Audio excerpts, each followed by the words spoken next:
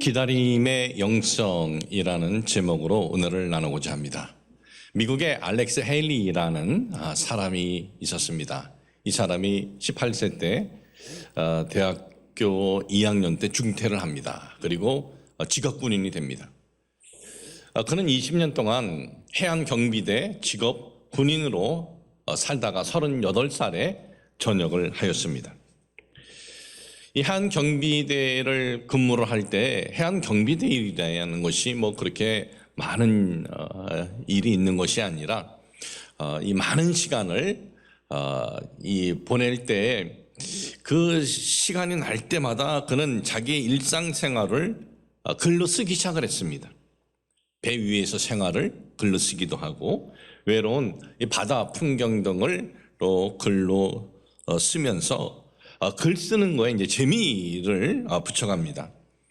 어느 날 그 동료 한 명이 그에게 찾아와서 내가 내 여자친구에게 편지를 보내려고 하는데 내 편지를 잘 쓰지 못하니까 네가 좀 써줬으면 좋겠다 해서 대신 이 대필을 해줍니다. 대필을 해줬는데 이 대필된 이 편지를 받은 상대가 아주 굉장히 감동이 된 겁니다. 이게 이제 소문이 났어요. 그래서 주변에 있는 다른 동료들도 서로 편지를 보낼 때 이 알렉스에게 이제 부탁을 합니다. 그는 아주 늦게까지 동료들의 이 편지들을 이제 대필을 해 주었습니다. 그러면서 이 글 쓰는 것에 대해 이제 자신감이 생겼습니다. 그리고 그는 생각하기를 내가 문학적 재능이 있는 것이 아닌가 그렇게 생각이 되었습니다.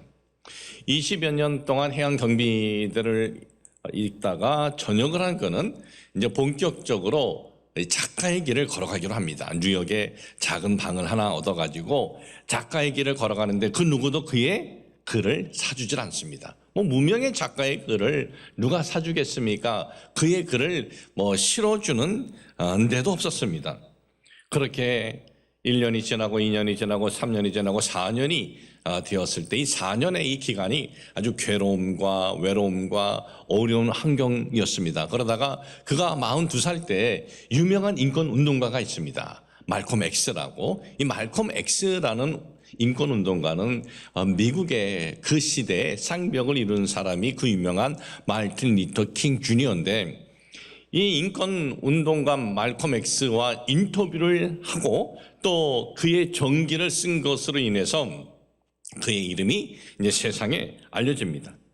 이 알렉스 헤일리는 더블데이라는 출판사와 계약을 맺습니다. 어느 한 소설을 쓰기로 계약을 맺고 계약금을 $5,000를 받았습니다. 조건이 있습니다. 2년 안에 그 글을 이제 소설을 완성한다는 것인데 그런데 마감일이 훨씬 지났습니다. 5년이 되고 6년이 되어도 원고가 끝나지를 않는 겁니다. 출판사는 우리가 준 계약금을 도로 달라 압박을 합니다. 또 채권자들은 돈을 갚으라고 독촉을 합니다. 그는 정말 너무나 힘든 환경 가운데서 낙심이 되고 정말 살고 싶지가 않았습니다. 그래도 악착같이 버티면서 글을 썼습니다. 악착같이 버티면서 하루에 18시간씩 글을 쓴 지가 12년이 되었을 때 그의 소설이 끝냈습니다. 그 소설이 그 유명한 뿌리라는 소설입니다. 이 뿌리는 아프리카 감비아에서 노예로 팔려 미국으로 건너온 후에 온갖 박해를 견디며 살아온 노예들의 이야기를 그린 작품입니다. 이 소설 뿌리가 드라마로 TV에 방영이 되었을 때 미국 TV 역사상 최대의 시청률을 기록을 하면서 미국 사회에 큰 울림을 주었습니다. 이 연속극이 방영할 때는 길거리에 차도 다니지 않는다, 사람도 보이지 않는다라고 할 정도의 큰 인기를 누렸습니다. 이 뿌리는 풀리처 특별상뿐만 아니라 9개의 에미상을 받았고 5개의 TV 비평가상을 휩쓸었습니다. 그리고 결코 잊을 수 없는 역사의 한 토막을 우리에게 소개한 역작이다라고 극찬한 특별 피바디 상까지 수상을 했습니다. 이 소설 뿌리라는 역작이 이 세상에 나오게 된 것은 어려움 속에 그 환경에서 포기하지 않고 주어진 그 시간에 최선을 다하며 달려온 결과였던 것입니다. 성도 여러분, 좋은 결과는요, 짧은 순간에 되어지질 않습니다. 기다림이 있어야만 합니다. 오늘 우리의 뜻, 우리의 기대대로 되지 않는 환경일지라도 기도하며 기다릴 때 좋은 결과의 기회가 있다는 것을 잊지 마시길 주님의 이름으로 축복을 합니다. 우리는 꿈이 있는 분이 있고 계획이 있는 분이 있고 소원이 있는 분이 있습니다. 이거 쉽게 단시간에 되어지는 것이 아닙니다. 어떻게 보면은 내가 꿈을 가졌고 소원이 있는데 어떻게 보면 가능성이 없어 보이는 환경을 만날 때 오늘 이 말씀을 붙들으시기를 주님의 이름으로 축복을 합니다. 저는 오늘 이 기다림에 대해서 여러분과 함께 나누고자 하는데 오늘 제목을 기다림의 영성이다. 기다림의 영성으로 그렇게 했습니다. 아니, 기다림하고 이 영성하고 무슨 관계가 있는가? 그렇게 생각이 될 것입니다. 이 영성의 의미는 뭡니까? 영성의 의미는 이 내적인 삶의 성장, 그러니까 내적인 우리의 그 영적인 삶의 성장이 영성이에요. 그러니까 우리의 내적인 모습을 이 성숙하게 하고 발전시키는 의미입니다. 그러면 도대체 기다림이 우리 내적인 삶의 성장, 우리의 내적인 이 발전, 이거랑 무슨 의미가 있습니까? 라고 생각할 수가 있습니다. 여러분, 성경적 의미의 기다림은요, 그 의미를 알면은요, 영성과 연관이 있는 것을 알게 됩니다. 여러분, 기다림을 인내라고 합니다. 성경에서 인내를 성경 원어로 뭐라고 써져 있느냐 하면은 헬라어로 보면은 히포모네 이렇게 써져 있어요. 근데 이 단어의 의미는 뭐냐? 능동적이고 적극적인 반응을 뜻하는 의미입니다. 히포모네, 그냥 뭐 할 수 없으니까 그냥 기다리자, 이게 아니에요. 환경이, 상황이 내가 기대하는 대로가 아니고 어려워도 그 어려운 환경에서, 주어진 환경에서 포기하지 않고 더 열심히 행동하는 것, 이것이 히포모네라는 것입니다. 그러므로 여러분, 히포모네는 어떤 그 원하지 않는 환경을 만났을 때 이 원하지 않는 환경 앞에서 내가 가만히 낙심하고 있는 것이 아니에요. 더욱 원하지 않는 환경 속에서 열심히 일하면서 나아가는 상태를 말하는 겁니다. 슬픔을 만났습니다. 베개를 끌어안고 눈물을 흘리고 참고 있는 것이 아닙니다. 눈물은 나지만은 마음의 아픔이 있지만 그럼에도 일터에 나가서 더 열심히 울면서도 일을 하는 모습을 가리키고 있다는 것입니다. 문이 닫혔다고 그 밑에서 마냥 참고 기다리는 것이 아닙니다. 문이 닫혔으면 다른 문을 두드리는 거예요. 그 문이 닫혔으면 또 다른 문을 두드리고 문이 열릴 때까지 두드리는 것, 이것이 바로 히포모네입니다. 히포모네는 자신이 기대하는 것과는 다른 결과로 인해서 괴로움과 고통의 아픔으로 인해서 정말 일어나기도 싫고 걷기도 싫은 그 환경 앞에서 가만히 앉아 있는 것이 아닙니다. 힘들어도 다시 일어나 달려야 합니다. 이것이 바로 성경적 기다림이라는 것입니다. 지금 원치 않는 환경을 만나 낙심 가운데 있는 분 계실 것입니다. 바로 그럴 때 더 열심히 달려나가시기를 주님의 이름으로 축복을 합니다. 이것이 성경적 영성, 기다림의 영성인데, 이런 성경적 기다림의 영성을 가진 인물하면 우리가 다윗을 볼 수가 있습니다. 다윗은 10여 년간 사울 왕에게 쫓김을 당하면서 지냈습니다. 사울 왕이 블레셋과의 전투에서 죽었을 때 사무엘 선지자의 그 기름 부음, 다윗에게 그 기름 부음이 이제 이루어지는가 그렇게 생각을 했습니다. 이스라엘의 왕이 되는가 생각을 했어요. 그런데 아니었습니다. 유다 지파의 지지만 받게 돼요. 모든 지파의 지지를 받아 이스라엘의 왕이 된 것은 유다 지파의 지지를 받은 후에 7년 6개월이 지난 후였어요. 오늘 읽어드린 내용이 바로 그 내용입니다. 사무엘 선지자로부터 이스라엘의 이제 두 번째 왕으로 부음을 이 두 번째 왕으로 그가 세워진 것은 17년 동안의 그 기간이 있었습니다. 지난 17년 동안 그에게 어떤 일들이 있었습니까? 지난 17년 동안 그에게는 정말 힘든 환경이었습니다. 사무엘 선지자로부터 기름 부음을 받은 뒤 블레셋의 골리앗 장군을 쓰러뜨립니다. 이때 다윗은 이스라엘의 영웅이 됩니다.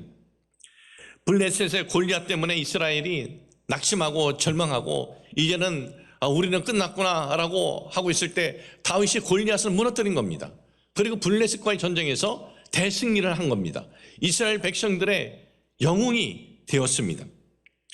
여러분, 나라를 적에서 구했으니 백성들로부터 얼마나 큰 찬양과 박수를 받았겠습니까? 누가 우리 민족 중에 한 인물이 우리나라를 정말 외부의 손에서 건져냈다, 구해냈다? 그건 정말 우리에게 있어서 그런 영웅 중에 영웅일 것입니다. 제가 한국에 오기 전에 미국에서 있었을 일입니다. 한국 오기 전에 한 1년 전에 있었던 일인데 24년이라는 세월이 흘렀어도 마치 어제 일처럼 기억이 나는 사건입니다. 1998년 우리나라는 어떤 환경이었느냐 하면 IMF로 인해서 전 국민이 소망을 잃고 절망 가운데 있었을 때였습니다. 그런데 그 해에 미국에 뭐가 있었냐면 세계 여자 프로골프 대회에서 가장 큰 대회인 여자 US 오픈이 있었습니다. 이 US 오픈은 남자고 여자고 이 프로골프 선수들에게는 꿈의 대회입니다. 그 대회에서 태국계 미국인 선수하고 우리나라 박세리 선수하고 동타로 우승을 가르지 못하고 연장에 들어갑니다. 연장 들어가는데 이 홀에서 지면 끝나는 거예요. 박세리 선수가 티셔츠한 공이 연못 바로 옆 경사면에 딱 걸려버렸습니다. 최대 위기를 맞은 겁니다. 이런 경우는 일반적으로 한타를 벌타를 감수하고 칩니다. 그러면 무조건 지는 거예요. 그런데 박세리 선수는 신발을 벗고 양말을 벗고 연못 속에 들어갑니다. 두 발을 연못 속에 잠그고 거기서 친 샷이 안전하게 잘 쳐냈고 그리고 연장전에 가서 우승을 하였습니다. 참 연못에 신발을 벗고 양말을 벗고 들어가 결국은 우승한 박세리 선수는 우리 대한민국 국민의 영웅이 되었습니다. 왜 그렇게 우리 대한민국 국민들에게 그 당시 큰 감동을 주었냐 하면 위기를 만났는데도 당황하지도 않고 포기하지도 않고 침착하게 신발 벗고 양말 벗고 경기를 치루어서 우승한 박세리 선수는 IMF로 위기 속에 있는 대한민국에 소망을 주었다, 기쁨을 주었다. 맨발의 투혼이 IMF 속에서 어려움 속에 있는 우리 국민들에게 용기를 주었기 때문입니다. 그런데 여러분, 제가 왜 이야기를 하냐면 여러분, 골프 시합은 목숨을 거는 행동이 아니에요. 그냥 운동입니다. 운동 경기에서의 행동으로도 용기를 준 것으로 영웅이 된 거예요. 지금도 그때 일을 생각하면은 박세리 선수 나오면 다 긍정적인 마음들을 갖고 있어요. 그런데 여러분, 나라를 망할 위기에서 자기 목숨을 걸고 구했다고 생각해 보십시오. 그는 영웅 중에 영웅일 것입니다. 다윗이 그런 거예요. 그러니 그 인기가 얼마나 컸겠습니까? 사울 왕은 다윗을 군대 장으로 임명을 합니다. 블레셋과 전쟁에서 승리하고 돌아올 때는 백성들이 찬양을 할 때 먼저 누굴 생각을 하느냐? 다윗을 생각을 합니다. 그래서 사울이 죽인 자는 천천히요, 다윗이 죽인 자는 만만히로다, 그렇게 외쳐댔습니다. 백성들로부터 이렇게 인기를 얻은 다윗은 사울 왕의 사위가 됩니다. 다윗은 이 블레셋의 이 골리앗 앞에서 절망 가운데 있는 이스라엘을 구원하고 이스라엘 백성들에게는 최고의 존경의 대상이 된 것입니다. 왕의 사위도 되었습니다. 이 다윗이 이 블레셋의 골리앗과 싸우기 전에 사무엘 선지자로부터 이스라엘의 두 번째 왕으로 기름 부음을 받을 때만 해도 이게 뭔가, 도대체 뭐가 뭔지 잘 몰랐어요. 그런데 골리앗을 이긴 후부터는 이 돌아가는 환경을 보니까, 상황을 보니까 세상이 다 다윗 손에 들어온 것 같이 보였습니다. 사무엘 선지자의 말씀대로 이스라엘의 두 번째 왕이 될 것 같은 조짐이 보이기 시작한 것입니다. 그런데 갑자기 사울 왕이 변하기 시작을 합니다. 다윗을 죽이려고 합니다. 이때부터 다윗은 죄인이 됩니다. 도망자가 됩니다. 다윗은 사울 왕의 추격을 피해서 정처 없이 여기저기 도망을 다녀야만 했습니다. 이 사무엘 선지자로부터 기름 부음을 받고 사무엘 선지자로부터 선포된 그 말씀과는 완전히 반대의 일들이 일어난 거예요. 이건 뭐 이스라엘의 왕? 이건 왕이 아니라 죄인이 되고 도망자가 되고 만 것입니다. 기대했던 것과는 다른 환경이었습니다. 억울한 환경이었습니다. 답답한 환경이었습니다. 그럼에도 다윗은 이 17년의 기간의 다윗의 삶을 보면은 다윗은 아주 열심히 행동합니다. 열심히 도망갑니다. 산으로도 도망가고 들로도 도망가고 굴로도 움직이면서 행동합니다. 뭐 지금도 이스라엘 땅은 작습니다. 그런데 사울 왕 때에도 이스라엘의 영토는 작은 영토입니다. 다윗의 이 도피 여정의 지도를 보면 저게 다예요. 이렇게 작은 영토에서 아주 적극적으로 그 낙심 가운데도 적극적으로 그런 행동을 한 것입니다. 그냥 될 대로 되라. 낙심하고 포기가 아닙니다. 여러분, 이렇게 적극적으로 행동하는 것이 성경에서 말하는 기다림이라는 것입니다. 사울 왕이 얼마나 이 다윗을 잡으려고 난리쳤던지 그 작은 이스라엘 땅에는 더 이상 숨을 곳이 없었습니다. 그래서 어딜 갑니까? 이방 땅으로 가요. 이방 땅에 갔더니 그 이방 땅에서도 난리가 났어요. 저건 다윗이 아니냐? 골리앗을 죽인 저 다윗을 우리가 가만두면 안 된다. 저 이스라엘 이 영웅을 우리가 죽여야 된다. 우리 지역에 있는 것은 위험하다 그랬습니다. 이방인들이 자신을 죽이려고 한다는 것을 알고는 다윗은 어떻게 합니까? 미친 짓까지는 합니다. 자기 자존심을 털어버려요. 침을 수염에 질질 흘리고 벽에 그적그적대면서 미친 짓까지도 하였습니다. 그렇게 하면서 기다리고 견디던 어느 날 빛이 보이기 시작했습니까? 아닙니다. 마지막 희망이었던 사무엘 선지자가 죽고 말았어요. 사무엘 선지자가. 사무엘 선지자의 죽음은 이스라엘 백성들에게서는 슬픔이고 그리고 눈물 흘림으로 끝났지만은 다윗에게는 그 정도가 아닙니다.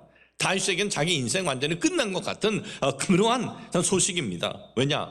사무엘 선지자는 이스라엘의 두 번째 왕으로 다윗에게 기름을 부을 때 비밀의 이 일을 행했습니다. 누구에게 알린 것이 아닙니다. 왜냐? 알려지면은 사울 왕이 가만히 있지 않기 때문에 비밀의 기름을 부었습니다. 그러니 이 다윗이 하나님으로부터 이스라엘의 기름 부은 왕이다라고 증명해 줄 유일한 사람은 사무엘 이 선지자였어요.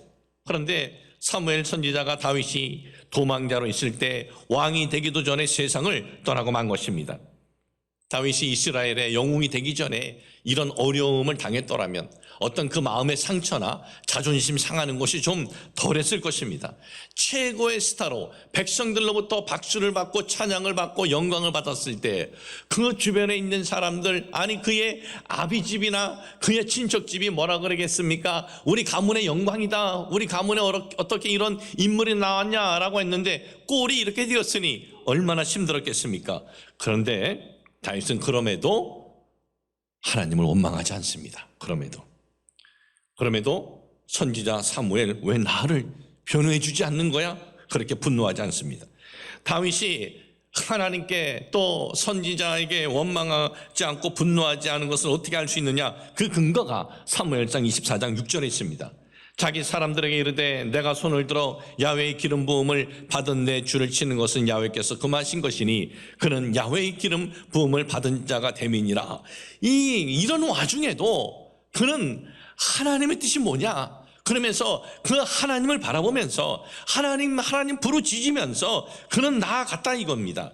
이렇게 하나님의 뜻을 추구하면서 살아갔는데 그는 더 좋은 일이 일어나는 것이 아니라 선지자 사무엘이 하나님의 부르심을 받습니다. 이제 다윗이 하나님께로부터 이스라엘의 두 번째 왕으로 세웠다는 것을 입증할 증인이 사라진 거예요. 이 증인이 사라진 게 한 거예요. 아니 그 증인 좀 놔두시지. 내 환경이 좀 좋아질 때까지 하나님이 그렇게 하실 수 있지 않겠습니까? 그런데 그가 하나님의 부르심을 받습니다. 그런데도 다윗은 어떻게 했습니까? 사무엘 선지자 죽음 이후에 또다시 사울을 죽일 수 있는 기회가 있는데 하나님께 맡겨요.